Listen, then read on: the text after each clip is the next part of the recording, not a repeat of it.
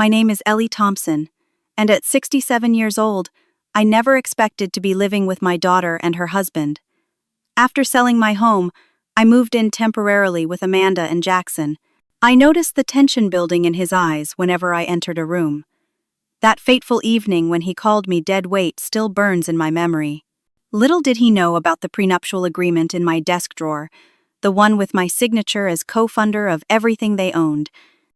Before I continue this story about family loyalty and hidden truths, let me know where you're watching from in the comments, and hit that like and subscribe button if you've ever had to stand up for yourself when no one expected you to. Frank and I built our real estate empire from scratch. We started with one small rental property we purchased when we were barely in our 30s, both working full-time jobs to afford the down payment. Over 4 decades, we grew that single investment into Thompson Properties, a respected name in the Connecticut real estate market with over 30 commercial and residential buildings.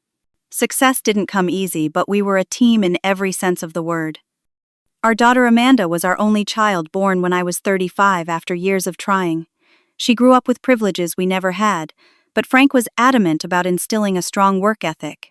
Every summer from age 16, Amanda worked in our office, starting in the mailroom and working her way through different departments. She complained at times, especially when her friends were enjoying pool parties while she learned bookkeeping, but years later she thanked us for that foundation. Amanda inherited my eye for design and her father's business sense. She majored in business at NYU and then pursued a master's in interior design. It was during her time at business school that she met Jackson Foster. He was charismatic, ambitious, and seemed genuinely interested in Amanda for who she was, not the family she came from. When she first brought him home for Thanksgiving dinner, I was impressed by his intelligence and the way he engaged with Frank about market trends and investment strategies. "He's a keeper," Frank whispered to me that night after they left. "Smart kid with a good head on his shoulders." Their relationship flourished, and I was genuinely happy for them. Amanda glowed around Jackson, and they seemed to balance each other well. He had grown up middle class in Ohio, the son of a dentist and a high school teacher, and had worked his way through college with scholarships and part-time jobs. His background was different from Amanda's, but his ambition matched hers, and they shared dreams of building something together.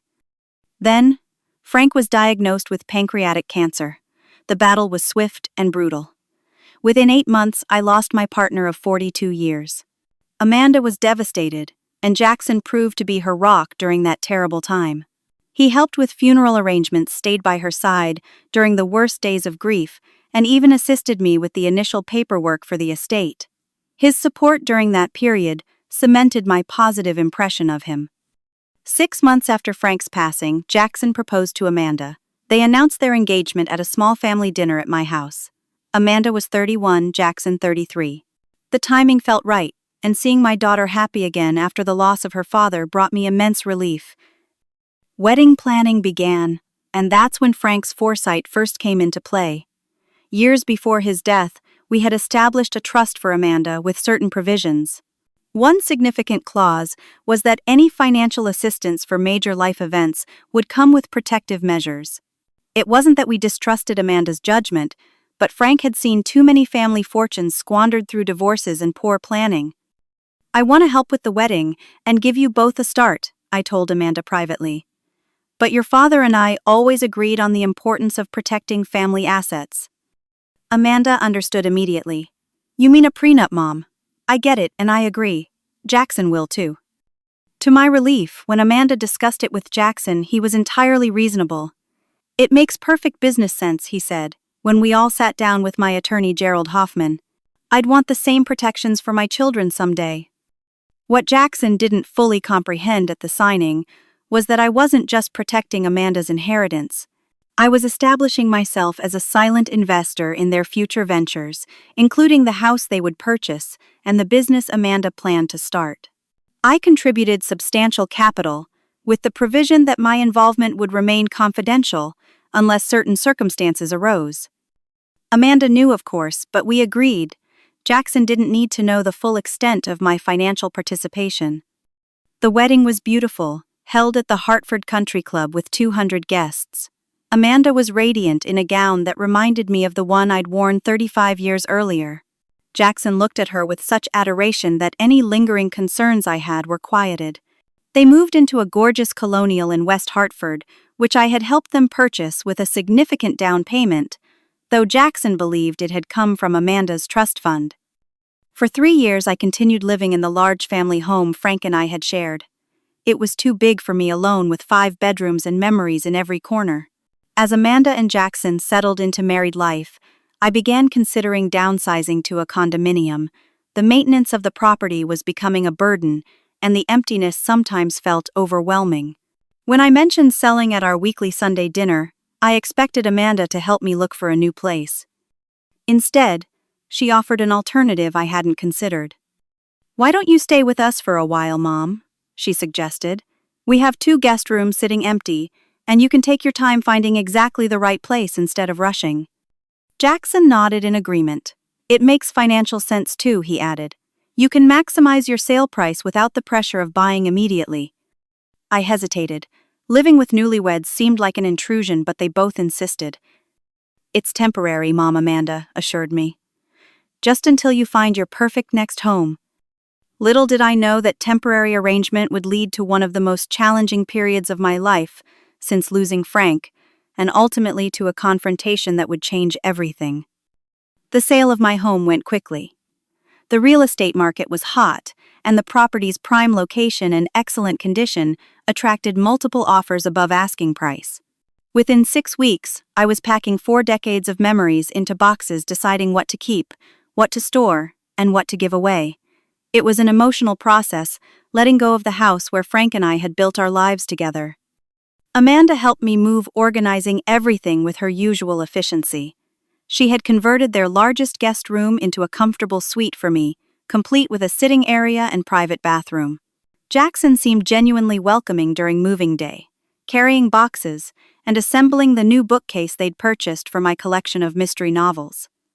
"Welcome home, Ellie," he said with a warm smile, as he hung a painting of the Connecticut shoreline that Frank had given me for our 30th anniversary. "Make yourself comfortable."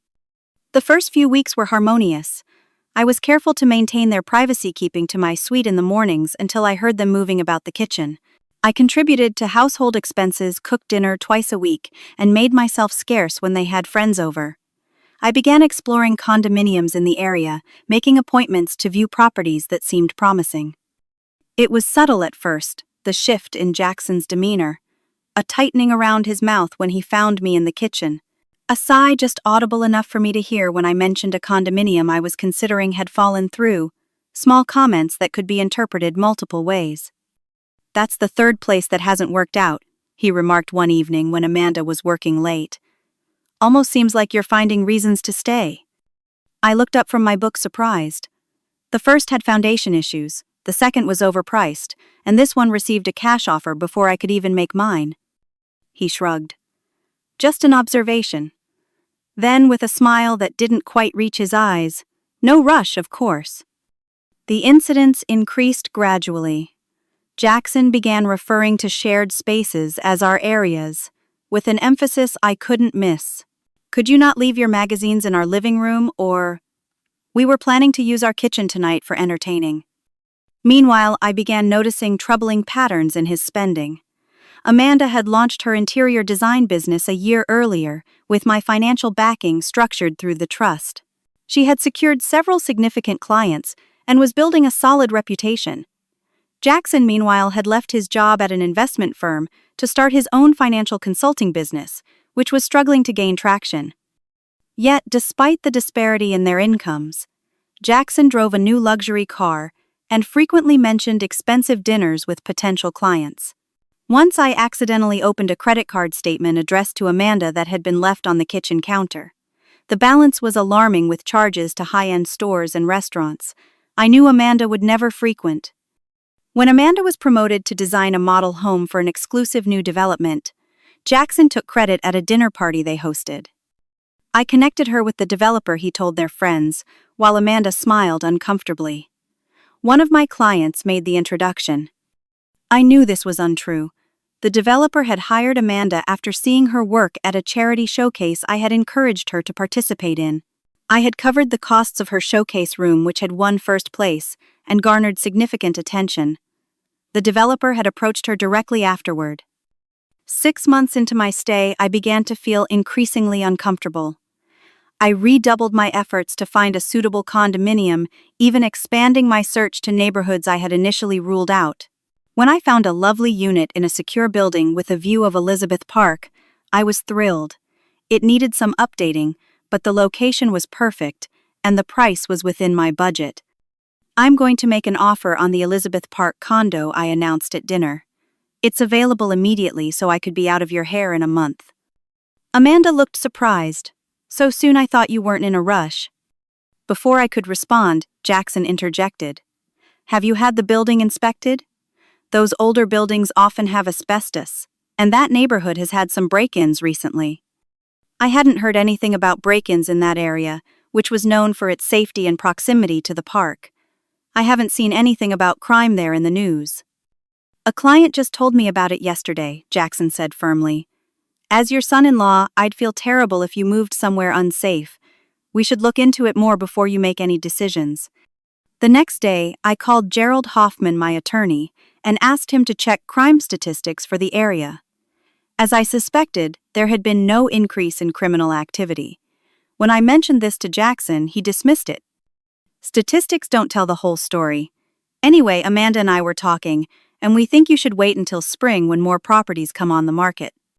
I glanced at Amanda, who nodded, but wouldn't meet my eyes. I was beginning to suspect that while Jackson was subtly pushing me to leave with his daily microaggressions, he was simultaneously sabotaging my actual attempts to move out. The contradiction puzzled me, until I overheard a phone conversation that suggested Jackson had been borrowing against the equity in their home, which I had helped them purchase. That evening I sat alone in my room, thinking about Frank and what he would advise. "Trust your instincts," I could almost hear him say, "and always follow the money." After 6 months of living under the same roof, the pattern of Jackson's behavior became unmistakable. The warm, considerate man who had supported Amanda through her father's death had been replaced by someone calculating and increasingly hostile toward me when Amanda wasn't present. Jackson began forgetting to include me in family plans. I would come downstairs to find them dressed for dinner, out car keys in hand. "Oh, Ellie, I thought Amanda told you we had reservations tonight," he would say with feigned surprise. "Just the two of us, a little date night. I'm sure you understand." Amanda would look confused. "I could have sworn I mentioned it, Mom. We can cancel if you'd like to join us." "Don't be silly," I would respond, not wanting to cause tension. "You two enjoy yourselves." Another time they had planned a weekend trip to Cape Cod with friends. I only discovered this when their friend's wife called to coordinate carpooling. "Is Jackson there, Carol?" "And I wanted to check what time we're leaving for the Cape on Friday," she asked. "The Cape?" I questioned. This was the first I'd heard of any trip. "Oh," she paused awkwardly. "Maybe I should just call his cell." When I casually mentioned the call to Amanda, she looked mortified. "Mom, I'm so sorry. I thought we discussed this. It was a last-minute invitation." "It's absolutely fine," I assured her. "I have plans with my book club anyway. I didn't, but I made some quickly." The most hurtful incidents occurred when Jackson thought I couldn't hear him. One evening, he had friends over for poker while Amanda was at a client meeting. I remained in my room but had come down for a glass of water when I overheard their conversation through the partially open door to the den. "How's it going with the mother-in-law situation?" one of his friends asked. Jackson's voice dropped, but not enough. "It's like having a permanent shadow. She's always there watching, judging. Amanda doesn't see it, but her mother is trying to control everything from the sidelines." "No timeline for her getting her own place?" another friend questioned. "She says she's looking, but there's always some excuse. Meanwhile, our privacy is shot to hell. Between you and me, I think she's spending through her savings and planning to rely on us long-term. Classic boomer expecting the next generation to support them." I stood frozen glass of water, forgotten as laughter rippled through the room. Nothing about his characterization was true. I had substantial savings, investments, and retirement funds. I contributed significantly to household expenses and was actively trying to find my own place. The unfairness of his portrayal stung deeply. As Amanda's business grew more successful, she worked longer hours, leaving Jackson and me alone in the house more frequently. During these times, his mask slipped completely. The passive-aggressive comments became direct insults. One evening I was preparing dinner when Jackson came home early from a meeting. He watched me silently for a moment before speaking. "You know, Ellie, Amanda and I had a certain lifestyle before you moved in. We enjoyed our privacy and independence." "I understand completely," I replied, keeping my tone neutral. "I'm still actively looking for a place." "Are you?" he challenged. "Because from where I stand, it seems like you've gotten very comfortable here.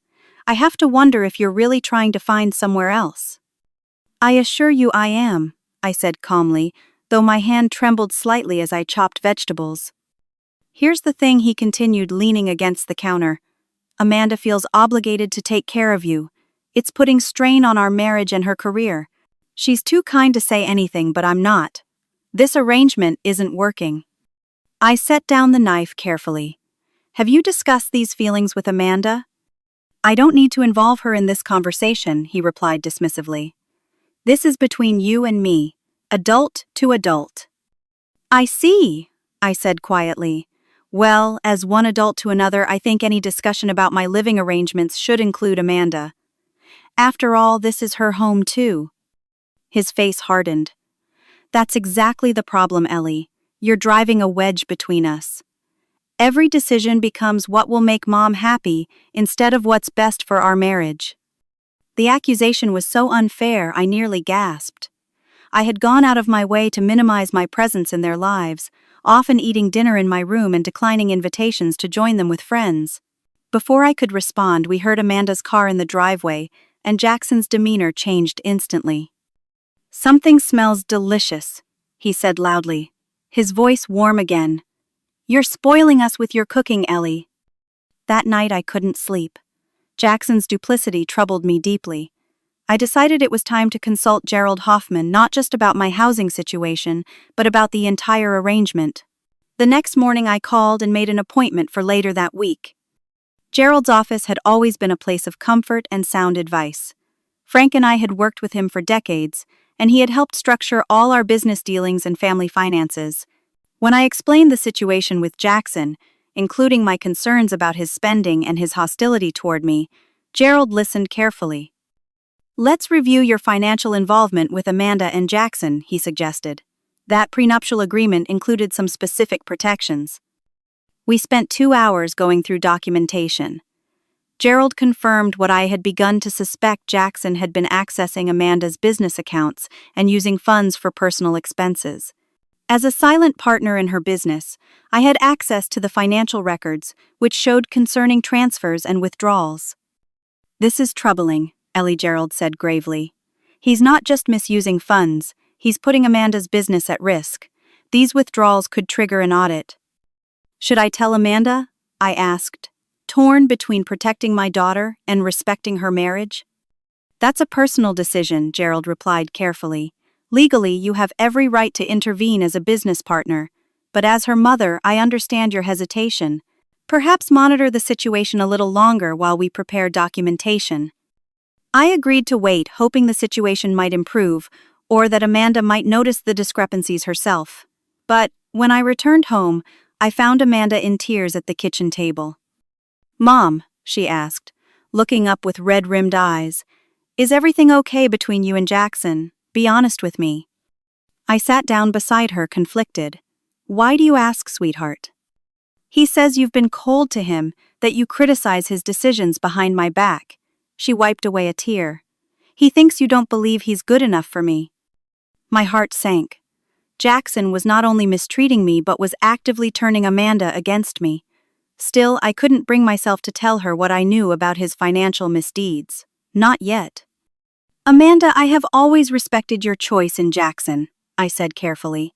"If there's been any tension, it's probably just the adjustment of living together. Maybe it's time I accelerated my condo search." She reached for my hand. "That's not what I want, Mom. I love having you here. I just want everyone to get along." I squeezed her hand, making a decision in that moment.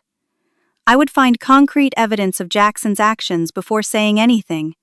My daughter deserved the truth, but she also deserved proof. Amanda's interior design business reached a significant milestone when she was nominated for a Regional Design Excellence Award for her work on an historic home renovation. The nomination placed her among established designers with decades more experience, a remarkable achievement for someone only 2 years into her business. "We need to celebrate," I insisted when she called with the news. "This is a huge recognition of your talent."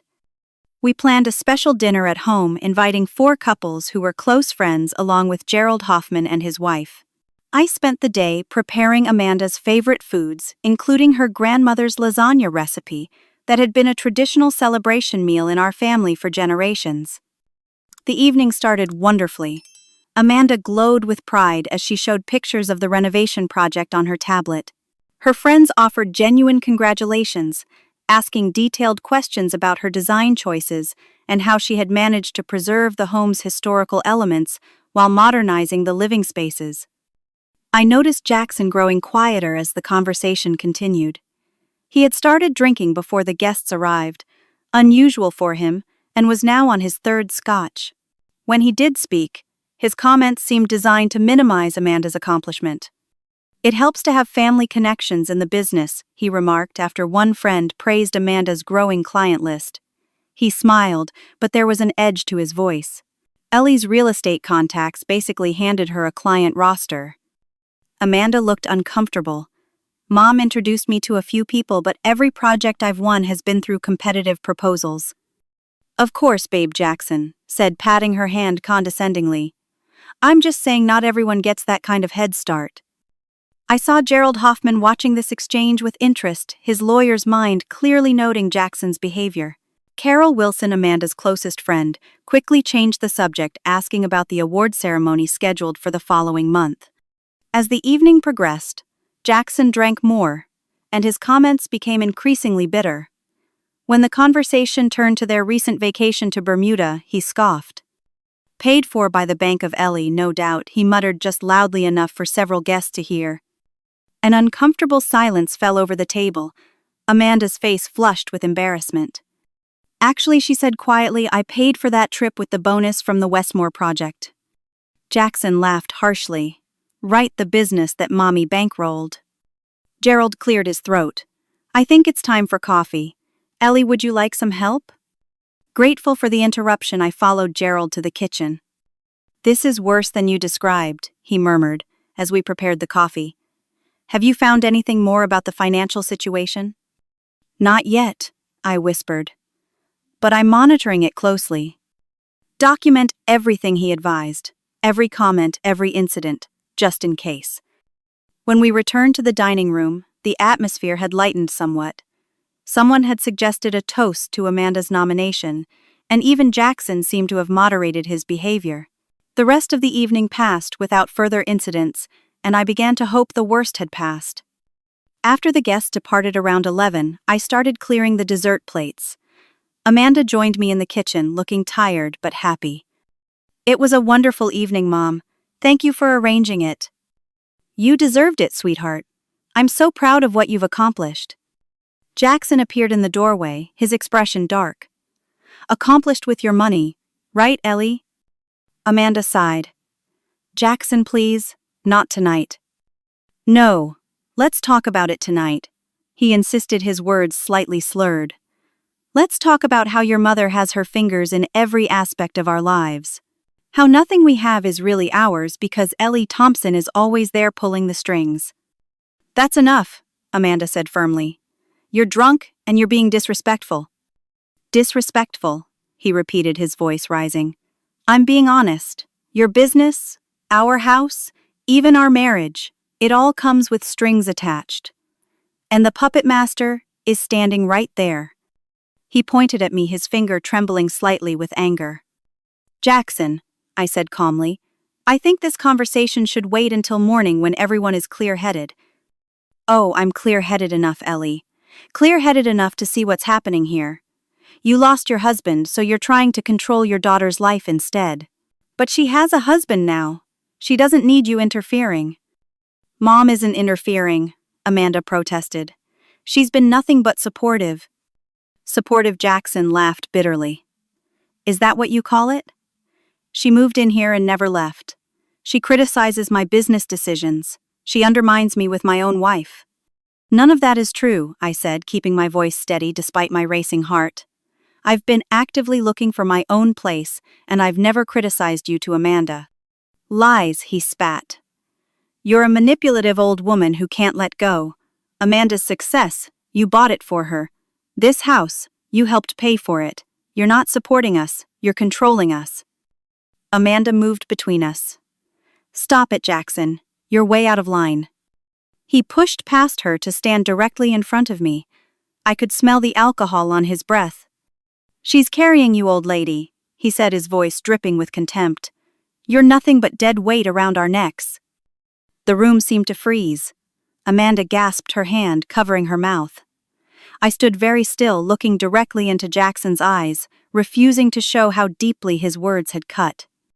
Jackson. Amanda finally found her voice.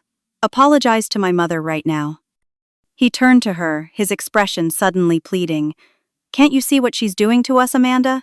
She's coming between us. Everything was perfect before she moved in. The only one coming between us right now is you, Amanda, said her voice shaking with anger. I can't believe you would speak to my mother that way, after everything she's done for us. What has she done except interfere and judge? He demanded. Enough, I said quietly. I'm going to my room. You two need to talk privately. Mom, wait? Amanda called, but I shook my head. It's okay, sweetheart. We'll talk tomorrow. As I climbed the stairs, I could hear their argument escalating. Amanda's voice rose in defense of me while Jackson continued his tirade about my supposed interference. I closed my bedroom door, muffling their words, and sat heavily on the edge of my bed. Dead weight. The phrase echoed in my mind, bringing with it a flood of memories. Frank and I building our business from nothing. The long hours, the risks taken, the sacrifices made. The careful planning we'd done to secure Amanda's future. The prenuptial agreement with my name as co-funder of their house, Amanda's business, and several other investments. I thought of Jackson's growing resentment, his financial mismanagement, his attempts to isolate Amanda from me. A cold resolve formed in my heart. It was time to stop protecting Jackson from the consequences of his actions. Time to show him exactly who was dead weight in this equation. I spent a sleepless night listening as the argument downstairs continued for hours. Around 2 a.m, I heard a door slam followed by the sound of Jackson's car starting and driving away. Only then did I allow myself to cry silent tears for the pain my daughter was experiencing and for the loss of the son-in-law I thought I had. Morning would bring difficult conversations and hard decisions. But as Frank always said, the truth may hurt but lies destroy. It was time for the truth to come to light. The next morning I waited until I heard Amanda leave for an early client meeting before I called Gerald Hoffman. I need to see you immediately, I told him, my voice steady, despite my sleepless night. It's time to review all the documentation regarding my financial involvement with Amanda and Jackson. Gerald, understanding the urgency, rearranged his morning schedule. Come at 9. I'll have everything ready. I arrived at his office precisely at 9, dressed in a navy blue suit I used to wear to important business meetings. It was an armor of sorts, reminding me of the businesswoman I had been, still was beneath the role of mother and mother-in-law. Gerald had prepared thoroughly. Spread across his conference table were multiple folders containing financial records, legal documents, and the prenuptial agreement that Jackson had signed without fully understanding its implications. Let's start with the current status of Amanda's business, Gerald suggested, opening the first folder. As you know, you provided the initial capital of $250,000, structured as a silent partnership with 60% ownership. I nodded. Amanda was aware of the arrangement, but we agreed Jackson didn't need to know the details unless certain circumstances arose. Which they now have, Gerald confirmed grimly. Based on the financial records we've obtained, Jackson has diverted approximately $78,000 from the business accounts over the past 14 months. He showed me the transaction records highlighting the withdrawals. Some were disguised as business expenses, others as vendor payments to companies that didn't exist. Most concerning, Gerald continued, is this series of transfers to an account at First National Bank. He pointed to a column of figures. This account isn't associated with any legitimate business expense. Whose account is it? I asked. Gerald handed me another document. It's a personal trading account in Jackson's name only. He appears to be using Amanda's business funds to make high-risk stock trades. The evidence was damning. Jackson hadn't just been spending beyond their means. He had been systematically stealing from Amanda's business, putting at risk everything. She had worked to build everything I had invested, to help her achieve her dreams. What about the house? I asked, my mind racing. Gerald pulled out another folder. The situation there is equally troubling. Jackson has taken out a home equity line of credit without Amanda's knowledge. Her signature appears on the documents, but he hesitated. But what, Gerald? I've had our handwriting expert examine it. The signature is forged. I sat back stunned. He forged my daughter's signature to borrow against their home. It appears so. The line of credit is for $150,000, of which he has already drawn $75,000. And the funds transferred to the same trading account. I took a deep breath, processing this information. So he's gambling with stolen money, from his wife's business and their home equity. Essentially, yes, Gerald confirmed, and based on what we can see of the trading account activity, he's losing heavily. We spent the next 3 hours reviewing every document, creating a complete picture of Jackson's financial misdeeds and my legal standing in relation to Amanda's business and their marital assets. By the end, I had a clear understanding of my position and what actions I could take. "What's your plan?" Ellie Gerald asked as we concluded. "I need to tell Amanda everything," I said firmly. "But first, I want all the documentation organized in a way she can understand. This will be devastating for her." "And Jackson?" I thought for a moment. "I'll give him one opportunity to come clean, to work with us to make amends. If he refuses, we'll pursue all legal options." I returned home with a portfolio of documents, including copies of the prenuptial agreement, highlighting my role as investor and co-owner. Jackson's car was in the driveway, surprising me since he usually worked at his office during the day. When I entered the house, I found him in the kitchen, drinking coffee and looking smug. "Ellie," he greeted me with false pleasantness. "I was just about to call you. Amanda and I had a long talk last night, and we think it's best if you accelerate your plans to move out. In fact, we've found a nice assisted living community that might be perfect for you." I set my purse down calmly. "Is that so? And where is Amanda now?" "She had meetings this morning, but she agrees this arrangement isn't working anymore." His smile didn't reach his eyes. "It's for the best, Ellie. You'll have people your own age around activities to keep you busy." I studied him, seeing clearly now the calculating man beneath the charming facade. "You know, Jackson, it's interesting you mention assisted living. That suggests you think I need assistance, that I'm incapable of independence." "Well, you've been with us for almost a year now," he said smoothly. "If you were truly able to manage on your own, surely you'd have found a place by now. Or perhaps I was staying because I was concerned about certain aspects of your household management," I replied, maintaining eye contact. "Financial aspects specifically." His expression flickered briefly before the smile returned.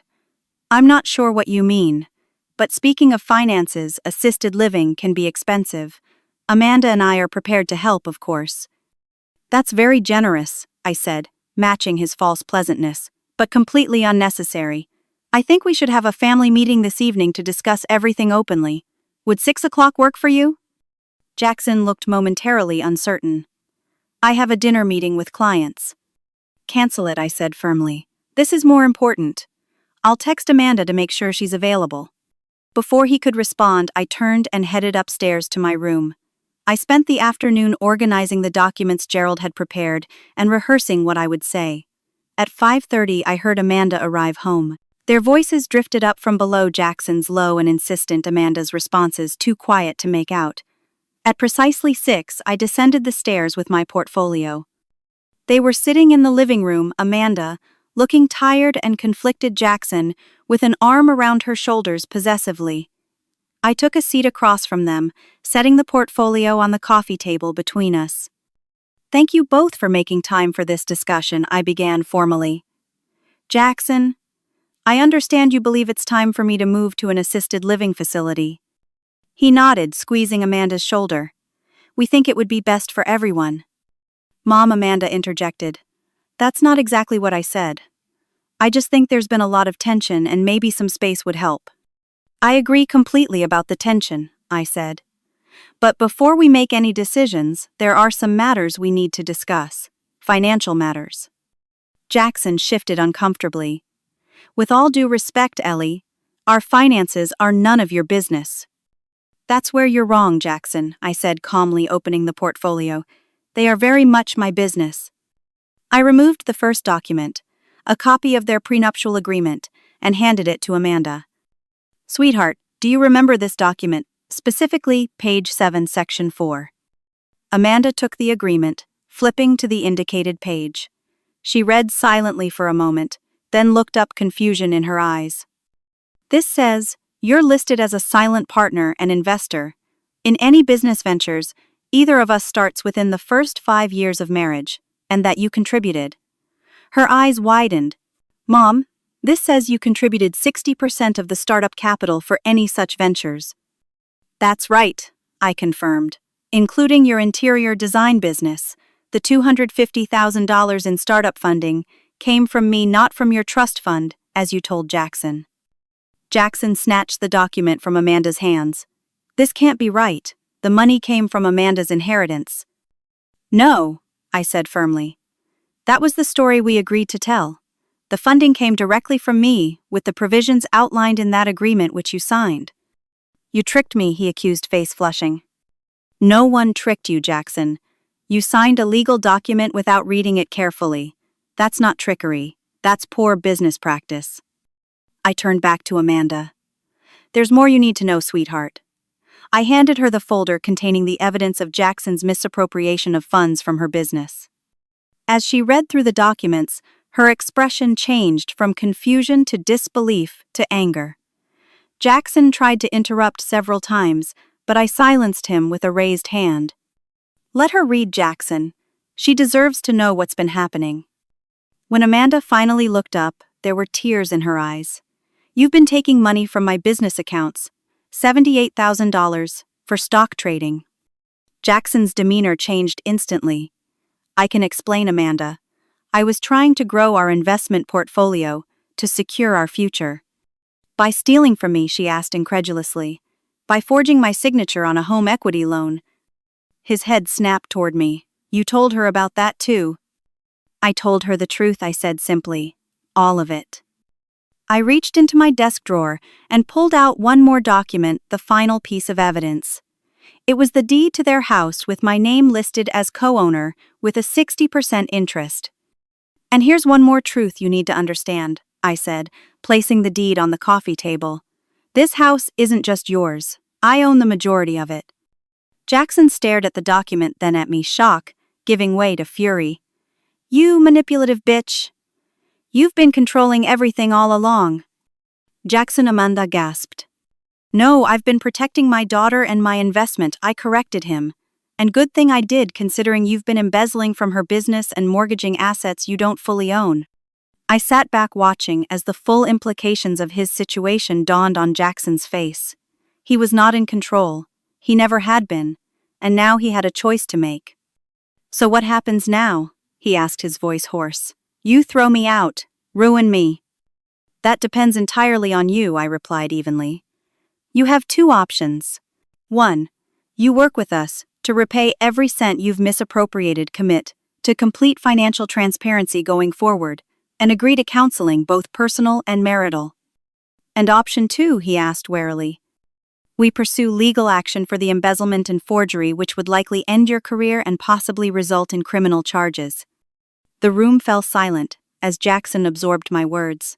Amanda sat very still, tears streaming down her face as she grappled with the betrayal of her husband and the revelation of her mother's deeper involvement in her life than she had realized. Amanda, Jackson finally said, turning to her with pleading eyes, You can't let her do this. This is our life, our marriage. Amanda looked at him as if seeing him for the first time. Did you really forge my signature, Jackson? Did you steal from my business? His silence was answer enough. I think Amanda said quietly that you should pack some things and stay with a friend tonight. I need time to process all of this. Amanda, please, he begged. Just go, Jackson, she said firmly. We'll talk tomorrow after I've had time to think.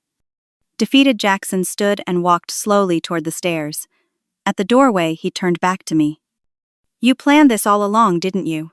From the moment you moved in? No, Jackson, I replied honestly. I had hoped never to need these protections. I had hoped you were the man my daughter believed you to be. After he left to pack his things, I moved to sit beside Amanda, who was still clutching the financial documents. I'm sorry you had to find out this way, I said softly. I wanted to protect you, but I realize now that keeping you in the dark wasn't protection at all. She looked at me through tear-filled eyes. $78,000, Mom. That's nearly a third of what my business has earned. How did I not notice? He was careful, I explained gently. And you trusted him as you should be able to trust your husband. And the house, she asked. You really own most of it. I nodded. Your father and I wanted to make sure you always had security no matter what happened. The plan was never to control you, only to create a safety net. Amanda was silent for a long moment. Then she leaned against me, her head on my shoulder like when she was a little girl. Who's the dead weight now? She whispered, a ghost of a smile playing on her lips despite her tears. I put my arm around her, holding her close, as we listened to Jackson moving around upstairs, packing his things. The confrontation had been painful, but necessary. The healing would take time, but at least now it could begin based on truth rather than deception. What happens next is up to you, I told her. Whatever you decide about your marriage, I'll support you. And if you want me to move out to give you space, I'll do that too. She shook her head against my shoulder. Not yet, Mom. I don't think I can be alone right now. We sat together as darkness fell outside, mother and daughter, united in the face of betrayal, but also in the strength that comes from facing the truth no matter how painful. The day after Jackson moved out, Amanda and I sat at the kitchen table reviewing her business finances in detail. I had asked Gerald to join us, bringing complete records of my investments and the legal structure of Amanda's company. So let me get this straight, Amanda said, rubbing her temples. You provided the entire startup capital for my business. The money I thought came from my trust fund was actually directly from you. Yes, I confirmed. Your trust fund remains intact, invested conservatively as your father wished. The business funding was separate, a gift, but structured as a silent partnership for protection. Protection from what, she asked, then sighed. From exactly what happened, I suppose. Gerald nodded sympathetically. Your mother and father always believed in preparing for worst-case scenarios while hoping for the best. This arrangement allowed Ellie to step in, if necessary, without interfering if all went well. And the house? Amanda asked, looking at the property deed. 60% ownership. I provided 60% of the down payment, I explained. The monthly mortgage comes from your and Jackson's income, so your equity stake increases with each payment. Eventually, you would own the majority. Amanda shook her head in disbelief. All this time I thought we were building everything ourselves. I was so proud of what we'd accomplished. I reached for her hand. You should still be proud. The business success is entirely due to your talent and hard work. I provided capital, but you've grown it exponentially through your own efforts. Gerald cleared his throat. I should also point out that Jackson's financial misdeeds go beyond what we initially discovered. He opened another folder. We've traced the money from the home equity line of credit. In addition to the trading account losses, there are significant cash withdrawals and transfers to an account in Tampa, Florida. Tampa? Amanda looked confused. We don't know anyone in Tampa. Gerald exchanged a glance with me before continuing. The account belongs to a Stephanie Winters. We've done some preliminary investigation. She's 28, works at a marketing firm, and has received regular transfers from Jackson for approximately 7 months. The color drained from Amanda's face. Are you suggesting? We don't know the nature of their relationship, Gerald said carefully, but the financial connection is clear. Amanda sat in stunned silence. I could see her mentally reviewing the past months, perhaps identifying signs she had missed or dismissed. "There's more," Gerald continued gently. "Jackson's consulting business has generated minimal income. Most of his claimed client meetings appear to have been fabricated. He's been pretending to maintain a successful business while actually living off your income and these misappropriated funds." "How could I have been so blind?" Amanda whispered. "Love and trust aren't blindness," I assured her. "They're virtues that Jackson exploited." We spent the next hour discussing options. Gerald outlined 3 potential approaches: pursuing criminal charges for the embezzlement and forgery, seeking divorce with financial restitution, or attempting reconciliation with strict monitoring and repayment arrangements. "I can't make this decision right now," Amanda finally said. "I need to talk to Jackson to hear what he has to say for himself." Of course, I agreed. "But before you do, there's one more thing you should know." I hesitated, then decided. Complete honesty was the only path forward. "Jackson called this morning while you were in the shower. He asked to meet with me privately." And Amanda looked wary. I agreed. "We're meeting at Gerald's office tomorrow at 10. You're welcome to join us, but I thought you might want time to process everything first." Amanda considered this. "What do you think he wants?" "To negotiate," Gerald suggested. "Now that he understands his legal position, he'll likely try to make a deal." "Or to convince me to keep some of this from you," I added. "Which I won't do." Amanda nodded slowly. "I'll let you meet with him first. I need more time before I face him." That night, Amanda received a series of text messages from Jackson, alternating between apologies, excuses, and attempts to blame me for creating divisions in their marriage. I gave her privacy to respond as she saw fit, but I heard her crying in her room late into the night. The next morning I arrived at Gerald's office 15 minutes early, composed and prepared. Jackson arrived precisely at 10, looking haggard but determined.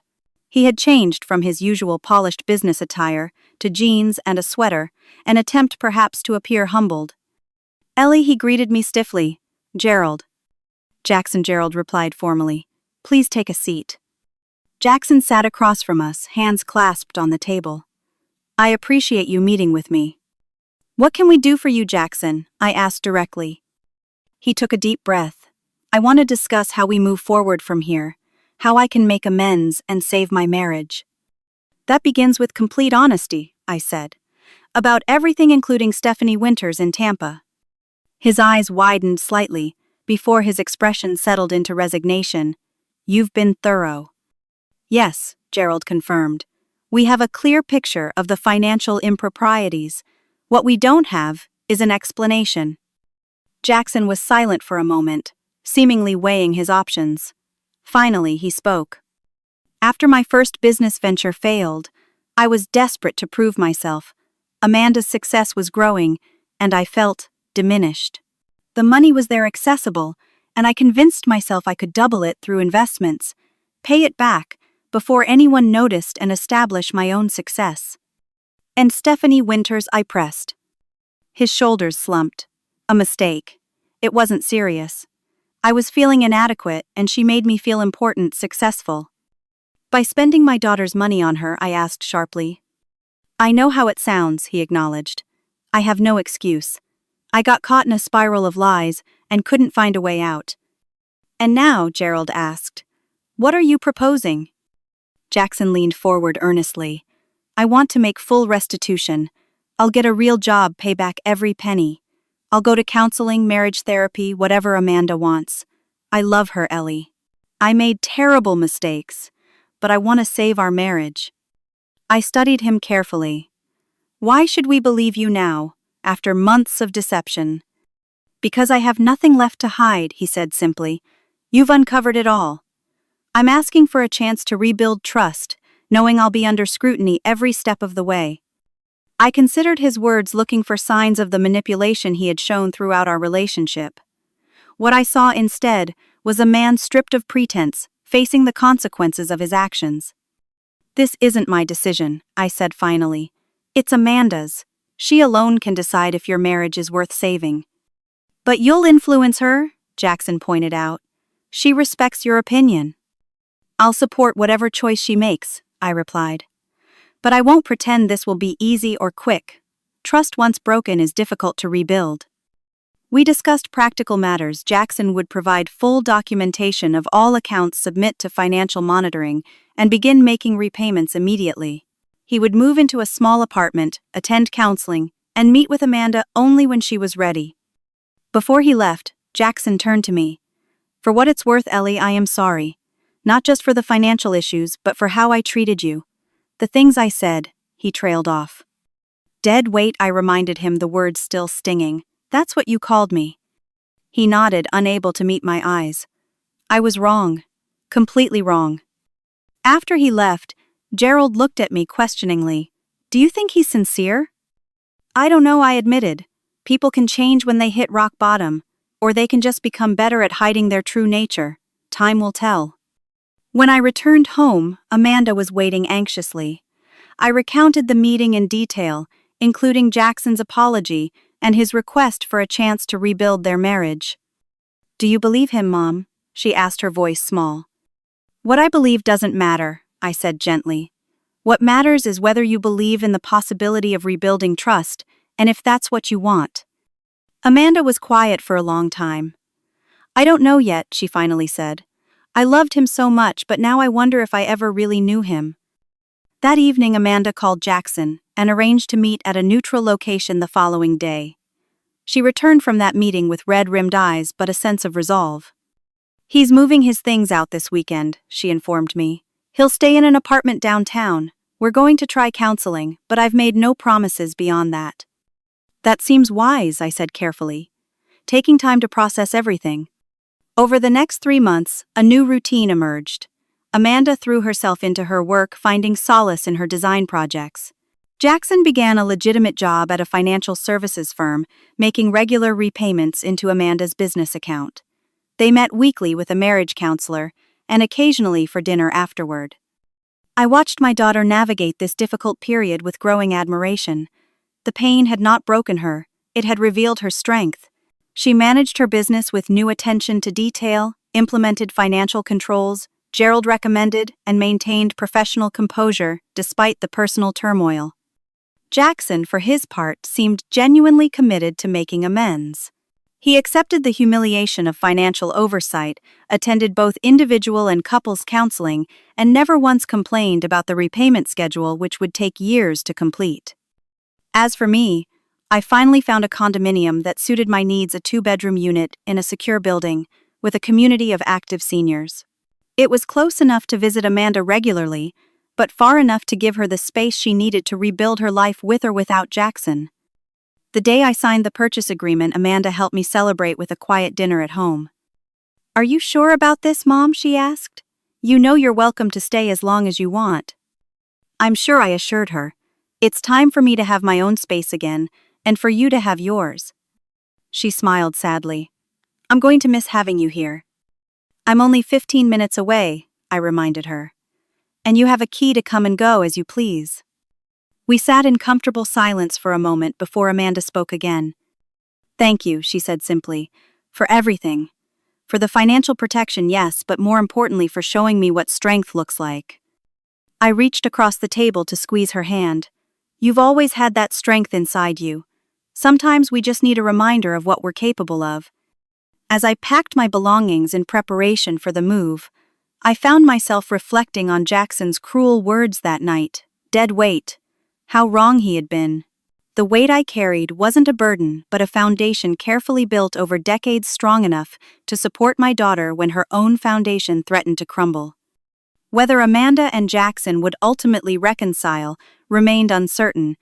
What was clear was that she would never again be vulnerable to financial exploitation or emotional manipulation. She had seen her own worth, recognized her own strength, and whatever path she chose would be from a position of power, not dependency. In the end, the prenuptial agreement had done exactly what Frank and I intended, not controlling our daughter's life but providing a safety net to catch her if she fell. The revelation of my role as co-funder hadn't diminished Amanda's accomplishments. It had simply ensured they couldn't be stolen from her by someone who didn't value them properly. And that, I reflected as I closed the final box of belongings, was never dead weight at all. It was the invisible wings of protection deployed only when needed, allowing Amanda to soar on her own while knowing she would never crash to earth alone. 3 months after moving into my new condominium, I had established a comfortable routine.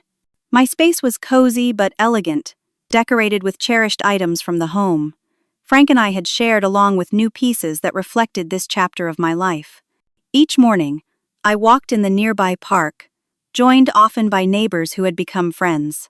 Twice weekly, I volunteered at a financial literacy program for women, sharing the knowledge that had proven so crucial in my own life. Amanda visited regularly for dinner or weekend brunches. Her business continued to thrive, earning her a second nomination for the Regional Design Excellence Award she had been celebrating the night of Jackson's outburst. This time she won, accepting the award with grace and confidence that made my heart swell with pride. Jackson remained in the downtown apartment, continuing his efforts at rehabilitation. The counseling seemed to be having a positive effect. He had maintained steady employment, made regular restitution payments, and by all accounts, was genuinely working to understand the insecurities and character flaws that had led to his betrayal. "He's different now," Amanda told me one Sunday afternoon as we sat on my balcony overlooking the park, more humble, more honest about his feelings, instead of hiding behind bravado. "Do you think the changes are permanent?" I asked carefully. She considered this. "The counselor says, true change requires not just regret for consequences, but genuine remorse for actions. Jackson seems to understand now how much he hurt me, not just how much trouble he caused himself." "And how do you feel about him?" I kept my tone neutral, determined not to influence her decision. "Some days I remember why I fell in love with him," she admitted. "Other days I look at financial statements and wonder how I could ever trust him again. It's complicated." "Healing usually," as I agreed. "There's no timeline you need to follow." Amanda smiled gratefully. "That's what I appreciate most, Mom. You never push me in either direction."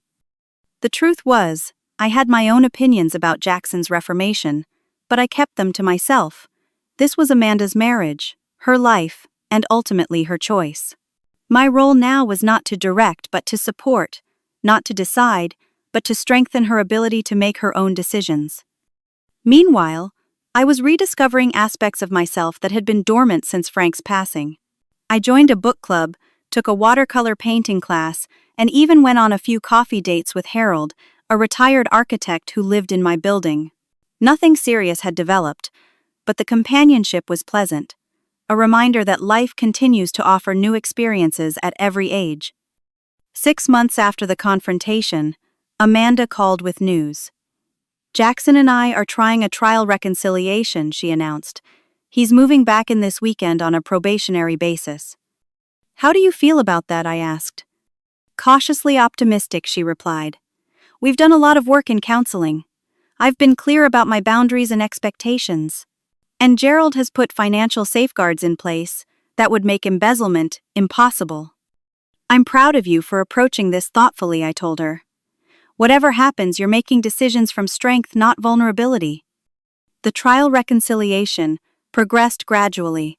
Jackson respected Amanda's boundaries, continued counseling, and appeared genuinely committed to rebuilding trust. He even reached out to me, requesting a private conversation. We met at a coffee shop halfway between our homes. Jackson arrived early, visibly nervous but determined. "Thank you for agreeing to see me, Ellie," he began. "I owe you an apology. Many apologies, actually." I nodded, waiting for him to continue. "The things I said to you that night were inexcusable," he said, meeting my eyes directly. "Calling you dead weight, when in reality, you were the foundation supporting everything we had. I was projecting my own failures onto you, and I'm deeply sorry." "Why did you resent me so much?" I asked, the question that had troubled me for months.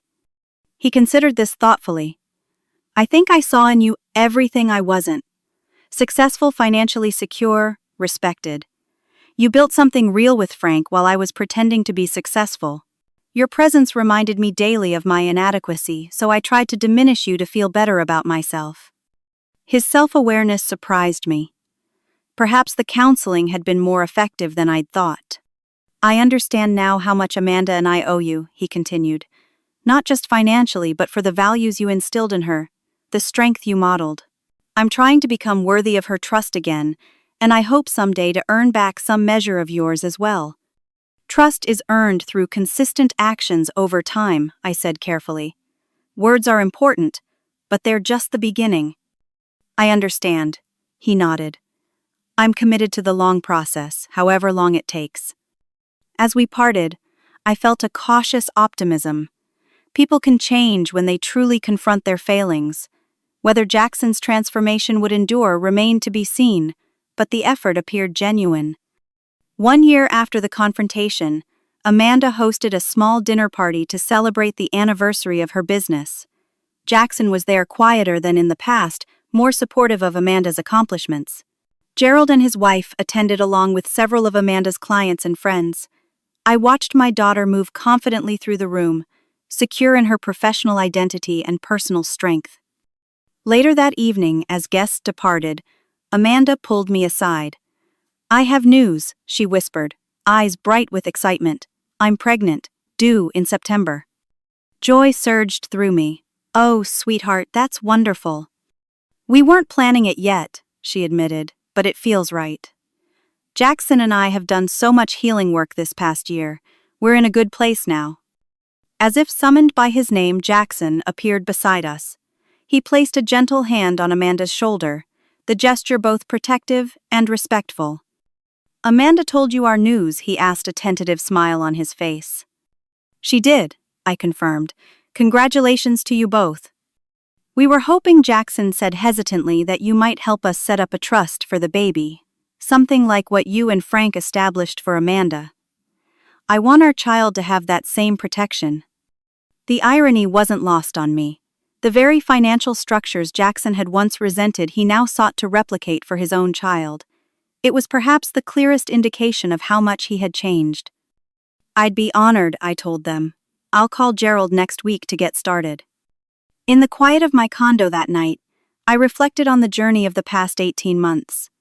The painful confrontation had ultimately led to healing and growth for all of us. Amanda had discovered her own strength and worth. Jackson had faced his demons and begun the hard work of genuine change. And I had found a new chapter of life, neither defined by widowhood nor constrained by others' expectations. Frank would have been proud of how things had turned out. You held the line, Li could almost hear him say. You protected our girl without controlling her.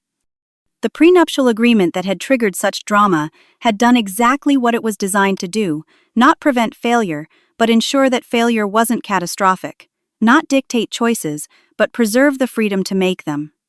As for being dead weight, I now recognize that remark for what it was, the desperate lashing out of a man confronting his own inadequacy. True weight isn't a burden, but an anchor providing stability when storms rage. Sometimes, the most valuable thing we can offer loved ones isn't constant intervention, but quiet presence, not direction, but foundation. I had learned important lessons too. That keeping silent isn't always the right choice even when motivated by protection. That independence and financial literacy are gifts we give ourselves and the next generation. That speaking truth, however uncomfortable, is ultimately kinder than preserving comfortable illusions. Most importantly, I'd learned that worth isn't measured by financial contribution, but by character and actions. Jackson's worth hadn't been diminished by his financial dependence on Amanda's success, but by his dishonesty and betrayal. My worth hadn't been defined by my financial contributions to their lives, but by my commitment to truth and protection. As I prepare for the arrival of my first grandchild, I'm filled with hope for this new generation. Amanda and Jackson's child will grow up with parents who've learned difficult lessons about honesty, trust, and resilience. They'll understand that real strength comes not from appearing successful, but from facing failure with integrity. And they'll know their grandmother is always there, not as dead weight, but as a foundation upon which they can always rely. Have you ever had to reveal difficult truths to protect someone you love? Was there a time when you had to stand firm despite being misunderstood? Share your experiences in the comments below. And if this story resonated with you, please like, subscribe, and share it with someone who might need to be reminded of their own strength today. Thank you for joining me on this journey of healing and wisdom. Until next time, remember that your worth is never determined by others' limited perceptions of you.